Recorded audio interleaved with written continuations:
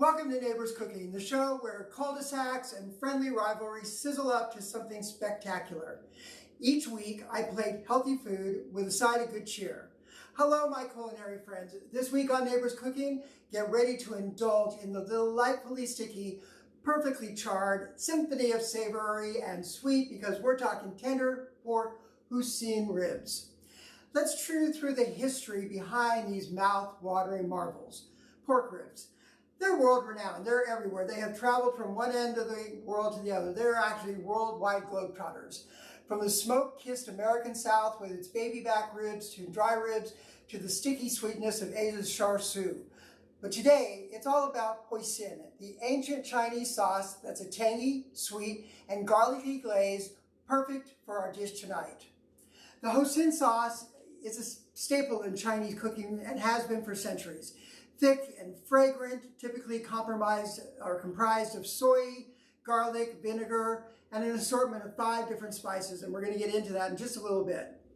But that combination is what gives today's ribs their signature richness and glossy sheen. Whether our chefs today lean towards the fall-off-the-bone tenderness of baby back ribs, the meatier bite of spare ribs, the beautifully caramelized edges of St. Louis style, one thing remains constant: the flavor-packed journey that Hoisin brings to the table. So let's get diving first into the savory world of Hoisin ribs with you, our fantastic neighbors. Let's turn the heat up and get cooking. Now, these sticky ribs are unbelievably tender and coated in this amazing Hoisin sauce that we're going to home make today. Yeah, I know you can go to the store and you can buy a bottle of Hoisin sauce, but it's just not the same thing, and it's a lot of fun to really get as authentic as we can. These Asian-inspired ribs are surprisingly easy to make. I know the cook time is long, and I'll talk about that in a minute, but the incredible flavor that you will have will leave you searching for more, and I absolutely love them. Now, let's begin with the actual ribs, all right? So, and the ingredients for it. You're gonna need 2.5 pounds of ribs. That's a rather large rack. I've already had to cook half the rack because it's easier to share with you prep and finished product, especially in this case with ribs. So we're gonna start off with our ribs. Now, when you purchase ribs, on the back of the ribs, you will see this membrane or this film, and we're going to remove or loosen that film. And by doing that, by loosening that film, we end up with fall off the bone ribs. If you don't loosen or remove this membrane from the back, you're going to end up with really tough meat, no matter what ribs you're doing, all right? So take a look. As you fill the ribs, and you can see this white membrane on the back, all right? All the way through. So you're going to take your knife, and you're going to cut along each bone edge, all right? So you can kind of loosen that up and detach it from the actual meat. There we go. You can also have your butcher do this if you like, but you know, it's just as easy to do yourself. Once you've gotten some of that off, or cut anyways, loosen from the bone, because what you want is, you don't want this membrane to get so tight as it's cooking that it holds all of that meat in and it can't get tender and juicy. So you want to make sure you do this, all right? So once you've got that cut going, there we go. If you come into the meat, make sure your edge is away from you, and you come under it, as you can see, that film will start to come right up. There we go. There we go. All right. You can also scrape it if you'd rather scrape it. Your knife will not appreciate it, but it is easier to do. Just be very careful. Don't want you to cut yourself, all right? But you can see that. You can see that film. There we go, coming right off the back of the ribs. There we go. And I've already done a little of this prep, so it wouldn't take me so long, but I left this one bone dirty. All right, and Off it comes. I know that looks harder than it needs to be. There we go. All right. So as you get all of this off, you're going to end up with a much juicier bone, a much juicier meat. So there we have that. We're going to turn this over. The ribs are super simple, except they cook a long time. First of all, you're going to take salt and pepper and get it on the back. Rub it in. There we go. Turn it over. And I'm going to get out of my fridge because I want it to be fresh.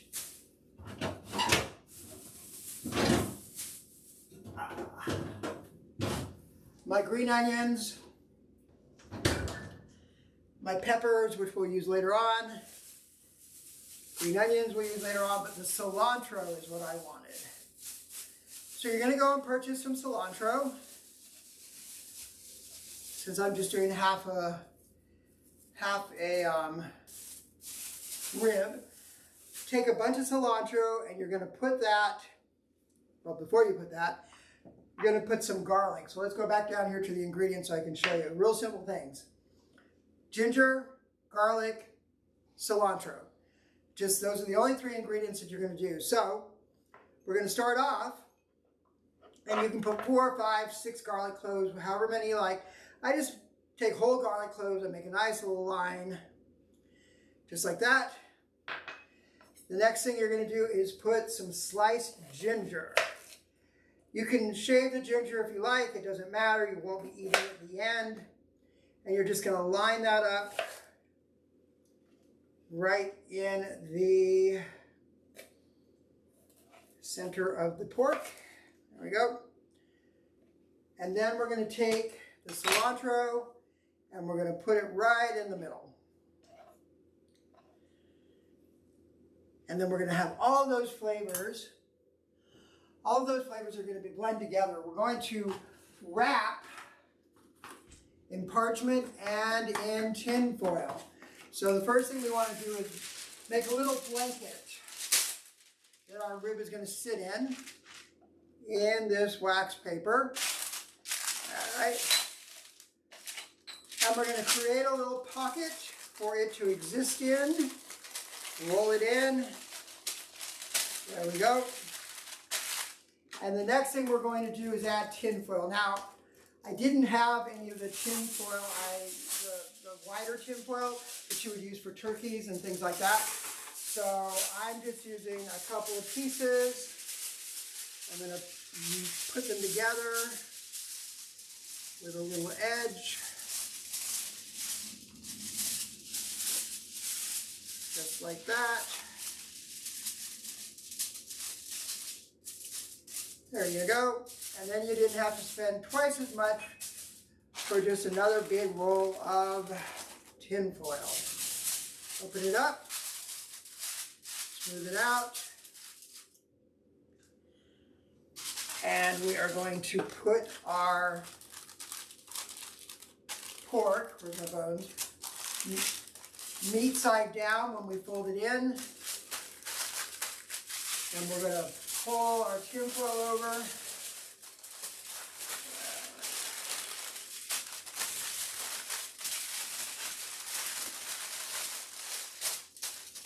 Wrap it up, crimp the edges, seal it up, and you're going to leave it on your baking tray. You're going to leave it on the baking tray with the meat facing down. Sorry, I should have gone to that camera.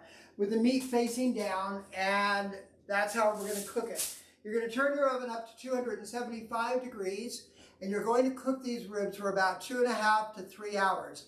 I know that sounds like a long time, so this is more of a Saturday or Sunday kind of project, but it's a great meal. So you're going to put it in the oven 3 hours at 275 degrees. And then you're going to get, when they're done, you're going to take them out of the oven. And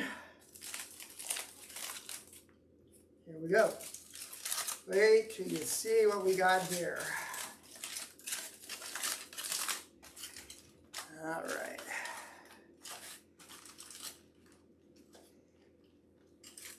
Peel off this paper. There we go. All right. So we've got these beautiful, beautiful ribs. We're going to leave it in this container because we have one more thing we're going to do. Because we've let this cool for about, I don't know, about a half hour to an hour. I've had it out of the oven. So you've let it cool. And now we're going to make the Hoisin sauce, which has a multitude of ingredients. So let me get over and get these because we are already prepped with them. And I'll give you a quick look at our ingredients. So, for our sauce, we have sesame oil, garlic, ginger. We have soy sauce, and I'll go back. You have a tablespoon of toasted sesame oil, 2 cloves of garlic. You have a thumb or about an inch of ginger. You can also buy the ginger paste. You have 5 tablespoons of light soy sauce, a little bit more if you like more soy. 5 tablespoons of pure maple syrup. 2 tablespoons of soy sauce. Oh, I'm sorry, Hoisin. We have 2 tablespoons of peanut butter. We have a tablespoon of white wine vinegar. We have our Chinese 5-spice, and we have some cornstarch. Now, before I get into this is basically the barbecue sauce, all right? This is the barbecue sauce, which would be, let's call it Chinese barbecue sauce, because it's basically that, all right? And with this sauce, we need to have a special ingredient, and that is our 5-spice Chinese. And I want to show you how we make that. Now, you can buy Chinese, you can buy 5-spice Chinese, but I'm going to be honest with you, people buy a lot of spices and they just sit in their cupboards, and spices have expiration dates. They're not good 2 years and 3 years and 4 years. I mean, some of the stuff that used to be in my mom's pantry was caked in dust because it was never used. You've got to rotate those spices out. So most of the spices that I needed today I already had in my spice collection. So I was able to combine to come up with the 5-spice, Chinese 5-spice. The interesting thing about 5-spice is it is based on the 5 elements. So fire, water, earth, wood, and metal. The Chinese used to believe, and still do, but for thousands of years practiced that our bodies had all 5 of those elements. The universe was filled with those 5 elements. And when your body was out of balance in those 5 elements, you were tended more to be ill. So the 5 spices were highly used in so many foods in Asia to ensure good health and prosperity. And it's still part of ancient medicine today. So let's have a look at what goes inside of them. We have a tablespoon of cloves, a tablespoon of pepper, a cinnamon stick or about 2 tablespoons of cinnamon, about 2 tablespoons of fennel, and 2 tablespoons of, oh my goodness, I just lost my mind, anise, sorry. Sometimes you just can't remember them all. It's just the way it is. So to make that, you would just take the 5 ingredients and you would put it into a spice blender.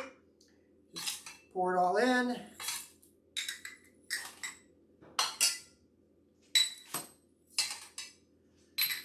And the anise. Now, I'm not going to grind it all up because it makes a whole lot of noise, but with just that little bit, you end up with this beautiful Chinese 5-spice that is so, so delicious, and you will really, really love it. So this is in our Hoisin sauce that I was just describing. So here we have all the ingredients. I'm just going to get a bowl, and we are going to just mix them all together, just like a barbecue sauce. So inside we've got our sesame oil, our garlic, our ginger, our soy sauce, our maple syrup, our Hoisin, our peanut butter,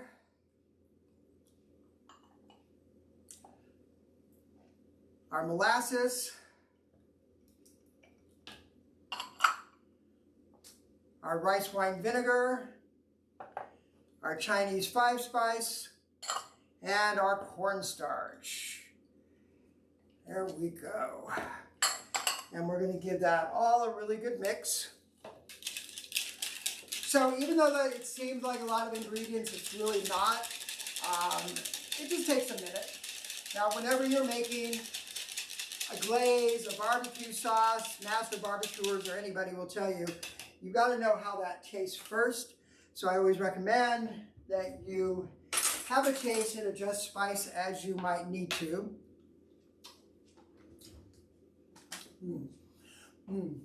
The peanut butter really comes through on that, and it's delicious. So we're going to go back over here to our ribs, and we're going to take this glaze. Whoops. Move that out of my way. I'm going to take the glaze, and we're just going to pour it right on top. Now I have enough glaze here for the other rack that I have cooking, so I will save some of this for the next rack. There we go. Delicious.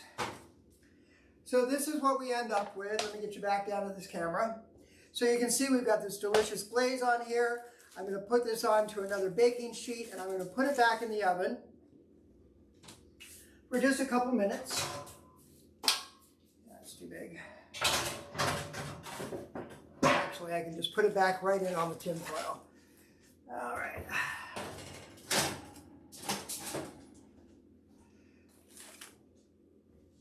The world doesn't always work out when you want it to. So I'm going to move this out just for a minute, and we're going to put this back in and let it glaze up. And I'm going to turn my oven up to about 350 just to get that heat going. So as you can see, it really was a simple thing. The time is the 3 hours to cook the meat, and I get it.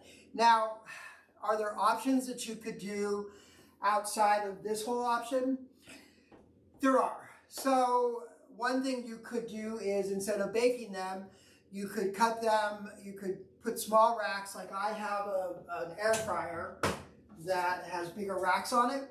So you could put half a rack maybe on each of your trays, and you could cook the ribs probably a little bit quicker, but I don't know that they would be very, very tender. You could also put them into a crock pot. You would add some of this sauce, not a lot, but some of it into the crock pot, and a little bit of water probably, and you could just let those heat and cook all day. Whatever really your preference is, what makes time and what makes sense for you. You know, when you compromise on your process and your routine and the way you make the meal, you compromise on the flavor. So it's ultimately up to you how much time and how much effort you want to put into it. Many of these things you could purchase. You could just purchase already cut or prepared. These are Fresno chilies. They are a step down from jalapenos. Where's my other knife? Right, they're a step down from jalapenos. So they're not super spicy. And we're just going to use these to put on the top of the ribs. You want to make sure you get all the seeds out. The seeds are what make it really spicy.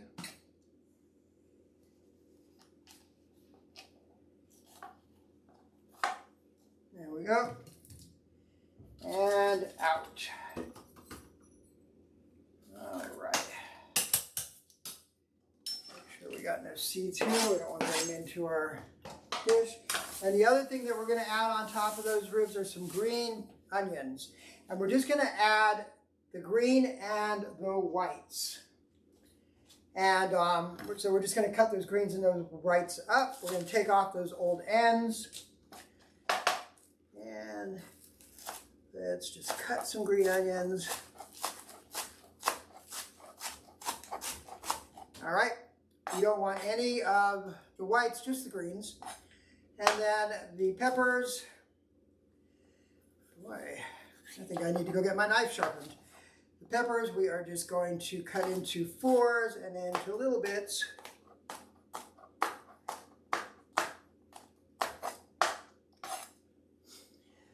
What's happening with the ribs when we put them back in is that glaze that we put on there is kind of caramelizing and coating the ribs even more. And then we're going to pull those ribs out and we're going to add some of our cuttings on top. And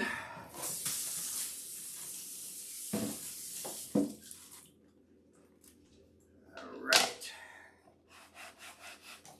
And I'm going to get those ribs out of the oven right now. See how they're doing. All right. Delicious. All right, look at those beautiful ribs. Yummy. We're gonna go ahead and pick this up. We're gonna leave all that cilantro and garlic that we had down there at the bottom. And then we're just gonna cut ourselves a nice rib. Look. See how those are just falling off? That's just, oh my gosh.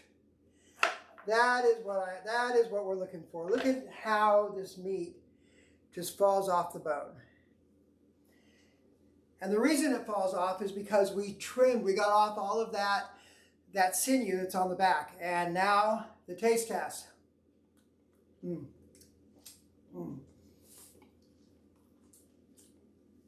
my gosh, so good. So that's our recipe today. I'm so happy that I got to share it with you and also with my Facebook friends today. Many of you may have been following us. We were doing a live show on Facebook just to kind of give everyone a taste of what it looks like from my side of the cameras. I want to thank all of you for joining in and sharing our show and enjoying the show, and I love all your comments. Please try this recipe, and if you do, share your results. As always, like and save us, and we'll see you next week on Neighbors Cooking. Have a great day. Bye.